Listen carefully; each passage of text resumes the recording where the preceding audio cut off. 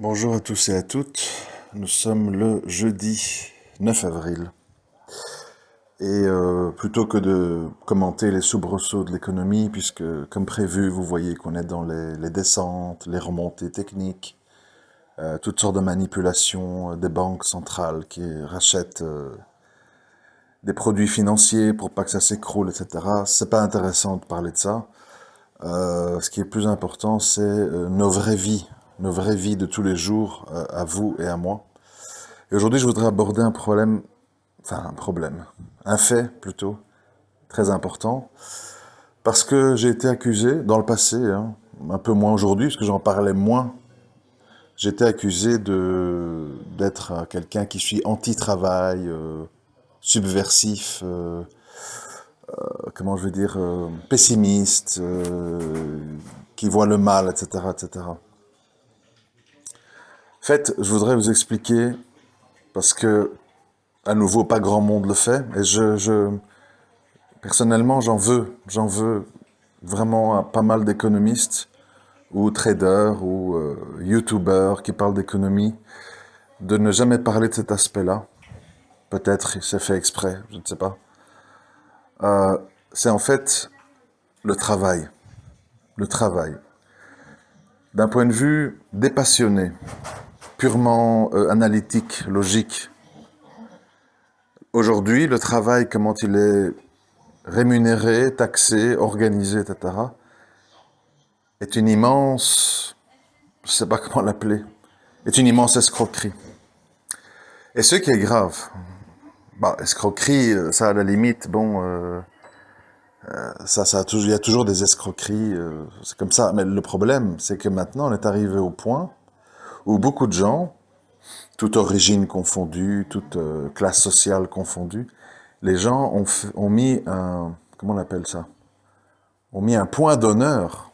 C'est-à-dire que dans leur psychique, c'est un honneur de travailler et de dire, je ne vis pas sur le dos de l'État, ça fait 30 ans que je travaille, j'ai jamais été au chômage, je gagne ma croûte à la sueur de mon front. Moi, tous les matins, je me lève à 6 heures, je rentre chez moi à 8 heures. J'ai mérité mes vacances pour décompresser. Vous avez déjà entendu tous ces discours, hein? Et en fait, je m'excuse d'être direct, mais je ne sais pas faire autrement. En fait, les les grands coupables de tout ce qui se passe, c'est pas les gens qui profitent. Vous savez, les gens qui ont du pouvoir ou qui ont des intérêts à défendre, c'est normal. C'est normal qu'ils se défendent. Si vous auriez 200-300 millions d'euros, soyez tous honnêtes, tous et toutes.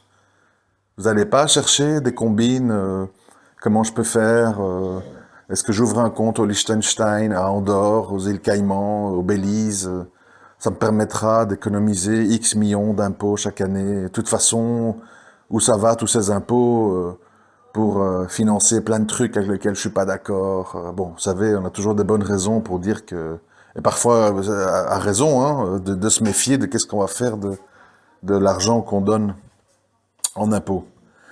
Donc, je répète, moi je suis tout à fait lucide et j'essaye d'être honnête.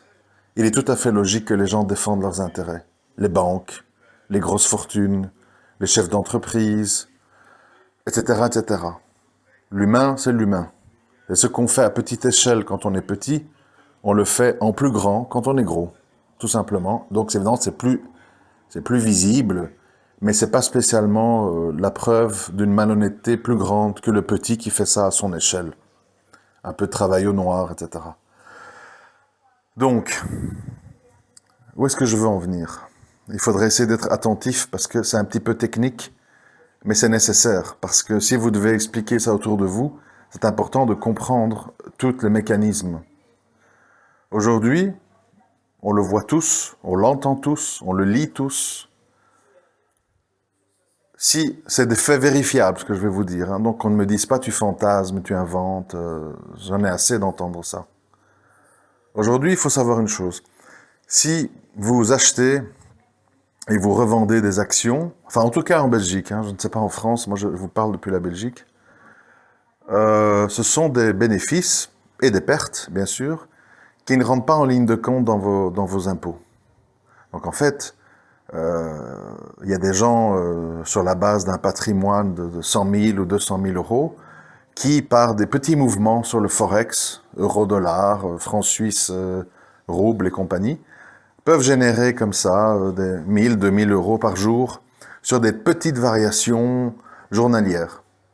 Et ce sont, voilà, ce sont des gains qui sont tout à fait, comment je veux dire, légal, qui posent pas de soucis, etc. Vous pouvez acheter de l'or sans payer de TVA. L'or n'est pas soumis à la TVA. C'est considéré comme un métal précieux, pas un métal industriel. Et donc, vous ne payez pas de taxe TVA sur l'or. Si vous êtes une banque, eh bien, la règle, c'est, de nos jours en tout cas, c'est vous privatisez vos bénéfices. C'est-à-dire quand ça va bien, ben, vos actionnaires ont des grosses dividendes, votre action monte. Et quand ça va mal, eh bien, vous faites appel à l'État pour qu'il soit le parachute qui vous empêche de chuter et de causer la fermeture de centaines de comptes, de milliers de comptes de particuliers, et vous êtes sauvé par l'argent public. Ce qu'on appelle too big to fail, trop important pour tomber en faillite. Donc en gros, je gagne, quand ça monte, je gagne, quand ça descend, tu perds. Bon. Alors, moi je dis pas, je répète, je dis pas tout ça pour me plaindre. Moi je suis pas de la religion, les riches, les mauvais, les salauds, ça c'est un débat qui est très dépassé, parce que c'est beaucoup plus compliqué que ça. Sans les riches, il n'y a pas d'entreprise, sans entreprise, il n'y a pas de création, il n'y a pas d'emploi, donc c'est beaucoup plus compliqué. Surtout que la plupart des pauvres qui se plaignent, en général, s'ils étaient à la place du riche, ils agiraient comme lui, si pas pire. C'est une question de mentalité. Soit. Le problème, c'est la suite. Dans la société dans laquelle on vit, voilà ce qu'on vous dit. Soyez bien attentifs, s'il vous plaît, ou prenez des notes pour pas oublier. On vous dit, si tu es une personne isolée, célibataire, divorcée, eh bien, tu recevras, si tu ne travailles pas, des allocations de 930, 940 euros par mois. Sachant que le prix d'un studio, qui est l'habitation la moins chère possible, tourne autour des 400 à 500 euros. Donc il vous reste, en tant que personne isolée, 400 euros par mois pour manger, vivre, vous déplacer, etc., etc. Ça, c'est le premier élément. Deuxième élément, on vous dit, si vous êtes une famille avec votre épouse ou votre mari à charge, qui ne travaille pas, et des enfants, parce que c'est pas obligé, vous êtes ce qu'on appelle un chef de ménage. Un chef de ménage, c'est plus ou moins 1290 euros, 1290 euros pour un chômeur qui ne travaille pas. Sachant que quand on est chef de famille, évidemment, on doit au moins avoir un appartement de chambre, des moyens de locomotion pour déposer les enfants à l'école, etc., etc. Et donc là, on remonte la barre, on n'est plus à 400-500 euros par mois, on est plutôt à 600 à 800. Et donc de nouveau, vous avez une espèce de coussin de 400 euros pour manger et tout le reste. Ok, on continue. On vous dit, écoutez bien, on vous dit, si tu te lèves tous les matins à 6 heures, tu déjeunes, tu déposes tes gosses à la crèche, à moitié endormis, tu te déplaces en voiture en mettant de l'essence dedans, il faut payer, tu arrives à ton travail, tu dois te retrouver 8 à 10 heures de ta journée avec des gens que tu vas peut-être pas spécialement apprécier, qui seront peut-être pénibles à fréquenter, etc. Tu restes là de 8-9 heures du matin jusqu'à 5-6 heures le soir. Tu manges là pendant l'heure du midi, ou à proximité. Et quand tu rentres chez toi, eh bien, tu retrouves ta condition, les enfants, les devoirs, le ménage, manger, etc., etc. Tu fais ça 5 jours par semaine, puis tu te reposes 2 jours, et tu auras droit à une vingtaine de jours de congés par an pour prendre des vacances. Si tu acceptes tout ça, et si tu as la chance d'avoir un emploi, on te donnera, tout frais déduit, entre 1400 et 2000 euros par mois. De nos jours, à moins d'avoir un très bon emploi, rares sont les gens qui gagnent plus que 2000 euros par mois. 2000 euros par mois, ça veut dire 700 euros de plus que celui qui est chef de ménage au chômage, mais ça implique tout le mode de vie que je vous ai expliqué. Se lever tôt, déposer les enfants à la crèche, payer la crèche, payer les frais d'essence, être toujours habillé décemment parce qu'il y a le contact clientèle, fréquenter des gens peut-être pénibles, 10 heures par jour, etc., etc. Et les gens se battent pour ça. Ils vont à des offres d'emploi, ils mettent leur cravate, ils disent oui, chaud, je suis motivé, voilà ma lettre de motivation. Ils endurent des situations parfois qu'ils ne veulent pas vivre, ils doivent, comme je l'ai dit, côtoyer des gens parfois un peu pénibles. Tout leur temps passe par leur travail. Ils n'ont très peu de temps pour lire, s'instruire, se documenter, réfléchir, méditer.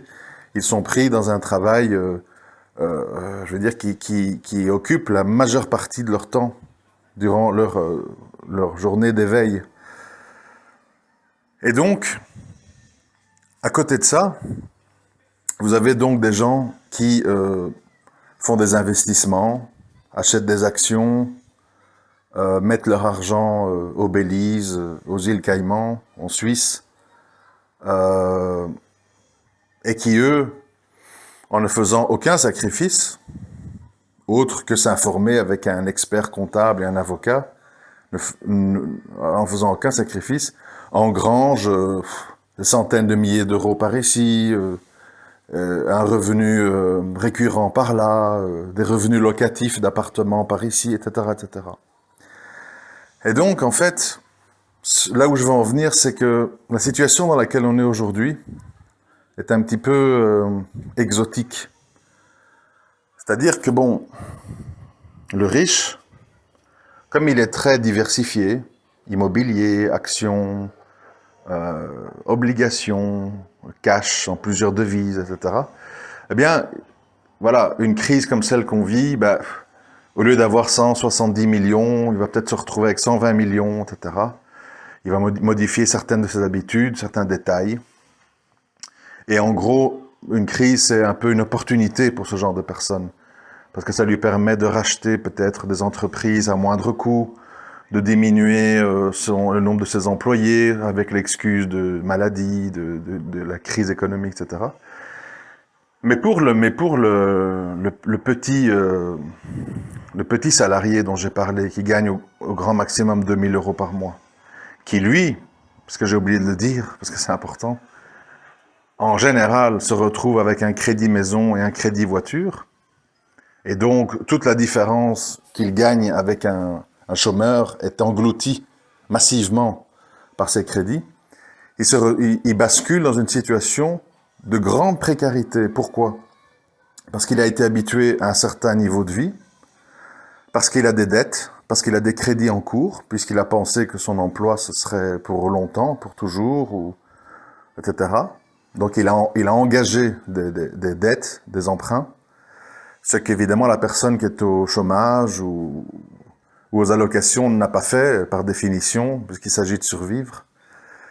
Et donc, ce qu'il faut comprendre, et je ne jette la pierre à personne, parce que c'est la nature humaine, ce qu'il faut comprendre, au moins le réaliser, parce que le problème il est là, c'est que vous qui avez fait le choix de travailler, qui culpabilisez ou vous vous sentez humilié, rabaissé quand vous êtes au chômage, vous éprouvez de la honte, eh bien, parce que quelque part, l'argent que perçoivent les chômeurs, donc c'est de l'argent versé par l'État, le même argent que ces États versent à des banques Et il y a des sociétés en détresse quand l'économie va mal. Donc en fait, à un moment donné, pourquoi est-ce qu'une banque n'a pas de honte à réclamer des fonds publics pour se sauver et vous éprouvez de la honte quand en tant qu'individu, vous réclamez une allocation pour vous sauver, vous et votre famille. Il faudrait réfléchir à ça. Pourquoi les banques revendiquent ça et moi je suis honteux de ça? Est-ce que c'est normal? Il faut bien méditer là-dessus. Et donc je dis, le souci dans lequel on est maintenant, c'est que le travail étant devenu une religion, puisque du travail découle plein de choses. Toujours quand vous parlez avec quelqu'un, vous faites quoi dans la vie? C'est quoi ton boulot? Tu travailles dans quoi? Donc c'est devenu une marque sociale. Je suis avocat, je travaille dans la publicité, je suis chauffeur de tram, etc. C'est devenu un marqueur social, déjà. Si vous dites je suis chômeur ou je suis aux allocations, on vous dit ah d'accord, ah, bon. Ça jette un froid. Idem avec les propriétaires quand vous voulez louer un appartement. Et je vais vous démontrer que c'est complètement idiot. Écoutez-moi bien. Si vous allez pour louer une maison et vous dites voilà mes fiches de paye, je travaille, je gagne 1800 € par mois. Vous avez des crédits en cours, crédit à la consommation, crédit voiture, etc. Et vous voulez louer une maison, par exemple, à 800 € par mois. Le propriétaire va vous préférer, vous, avec vos fiches de paye, plutôt que quelqu'un qui est aux allocations et qui a 1200 € par mois, sans crédit, sans dette. Alors que, finalement, peut-être qu'en termes de revenus nets, vous avez la même chose, et en termes de stabilité, il est beaucoup plus probable de perdre son emploi que d'être coupé de ses allocations. Puisque sans les allocations, c'est la rue. Et donc, en général, à moins de faire des fautes extrêmement graves ou d'être de mauvaise foi, quelqu'un ne perd pas ses allocations. Donc, même dans le milieu immobilier, il y a ce mirage du travail et des fiches de paye, ce qui amène les gens à faire des fausses fiches de paye, à mentir, à s'inventer des histoires, etc. Donc c'est pour vous dire à quel point le travail est devenu une espèce d'institution sacrée dans toutes les couches de la société. Idem quand vous voulez vous marier, quel travail il fait ce garçon, dans quoi est-ce qu'il travaille, voilà. Donc c'est devenu, je répète, un marqueur social. Et c'est problématique parce qu'en fait, c'est à cause de ces milliers de gens qui acceptent une vie invivable, une vie d'esclave moderne, que ce système en fait fonctionne. Parce que ces gens font des crédits immobiliers, donc les banques peuvent faire des crédits, et donc ça grossit, et donc ça fait tourner le système.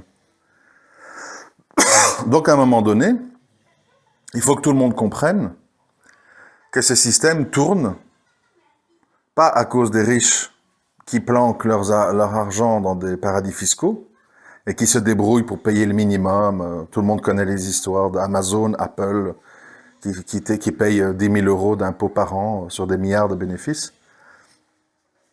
Ni les pauvres. Le pauvre, il est dans les HLM, les logements sociaux, il est aux allocations, il se contente de payer son abonnement au câble et faire ses courses Leader Price, Auchan, etc. Donc il reste la cible de choix qui est le travailleur. Et le travail étant devenu une religion, dans la tête des gens, finalement, les gens sont le moteur de leur propre esclavage. De ce qu'on appelle des esclaves consentants. Des esclaves demandeurs, parce qu'ils rêvent de faire un crédit maison, parce qu'ils rêvent de se marier, et parce qu'ils rêvent de pouvoir dire à leur famille « je travaille, je suis dans l'import-export, dans l'achat et la vente de voitures, etc. » Et donc tout ce qu'on vit aujourd'hui, les crédits, les endettements et tout ce qui s'ensuit, c'est lié à cette façon de vivre, à cette façon de penser. Parce qu'en vérité, qu'est-ce qu'il faudrait faire? Parce qu'on me dit, oui, c'est bien de dénoncer, qu'est-ce que tu proposes? D'accord, je comprends. En fait, qu'est-ce qui se passe? Les allocations des chômeurs, elles ne sont pas trop élevées. Comme je vous l'ai dit, si vous déduisez les loyers pour un isolé ou un chef de ménage, il reste pas grand-chose. pour manger, se distraire et compagnie. Il reste pas grand-chose. Par contre, ce qui devrait changer pour que cette société ait un avenir souhaitable, vivable, c'est que les gens qui travaillent devraient travailler d'abord autrement, avec d'autres horaires, en diminuant la distance qui les sépare de leur travail. Donc il faudrait des plus petites structures dispersées plutôt que des grandes structures où tout le monde doit aller tous les matins, dans les embouteillages, 1h30 le matin, 1h30 le soir. Et il faudrait surtout des salaires révalorisés. Ce n'est pas normal que la plupart des gens qui travaillent gagnent 2, 3, 400 euros par mois en plus que quelqu'un qui est aux allocations en tant que chef de ménage. Pas parce que le montant des allocations est trop élevé, mais parce que le montant du salaire est trop bas. Ça, c'est la réalité. Mais le problème, c'est comme tout le monde est consentant, et comme tout le monde se bat pour avoir la chance d'avoir un travail à 1400, 1500 par mois, on se bat. On fait des files avec son CV, avec sa lettre de motivation, avec son beau costume. Il n'y a aucune raison pour que ça change. Il n'y a aucune raison pour que ça change. Puisque tout le monde va avec ses fiches de paye à la banque demander un crédit maison, parce qu'on rêve d'avoir son petit pavillon à 200 000 euros, et qu'on va avoir un crédit de 1100, 1200 par mois, eh bien, on est pris, on est obligé d'accepter, on est obligé de baisser la tête, parce que sinon, vous perdez votre maison, et puis vous perdez votre mariage, et puis vous perdez votre prestige, et puis vous perdez votre honneur, vous perdez tout.